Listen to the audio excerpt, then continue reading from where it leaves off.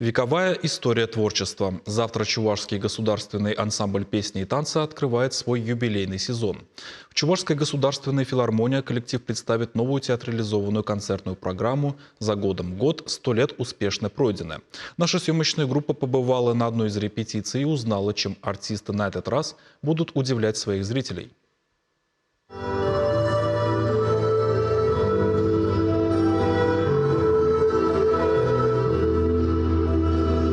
В балетном классе артисты оттачивают каждое движение, доводя его до совершенства. Многочасовые репетиции проходят каждый день. Показать многовековую историю чувашского народа и преемственность поколений через хореографию – задача не из легких. По словам балетмейстера Алексея Тимошенко, в театрализованном представлении будут использованы уже полюбившиеся зрителю постановки, вошедшие в золотой фонд Чувашского госансамбля песни и танца, а также совершенно новые вокально-хореографические номера и сюиты. Театрализованное представление – это как полноценный спектакль, который отличается от многих произведений ансамбля, потому что он идет одним блоком. Сложность в том, что соединить воедино балет и хор, чтобы это работало как одна целостная система, как целостная машина, которая будет выдавать и с точки зрения драматургии, с точки зрения хореографического искусства и вокала. Как признаются артисты, все представление будет логически отражать мысль, заложенную в стихотворении чувашского поэта Петра Хузангая «Были мы и есть и будем». В новой театрализованной постановке ансамбль использует новаторские решения, выходящие за рамки привычного формата репертуара. Так, например, участницы женской танцевальной группы будут одеты в платье с элементами крыльев, а на голове каждой вместо традиционного чувашского головного убора зритель увидит подлинное произведение искусства. У нас есть своя публика, и она всегда старается прийти и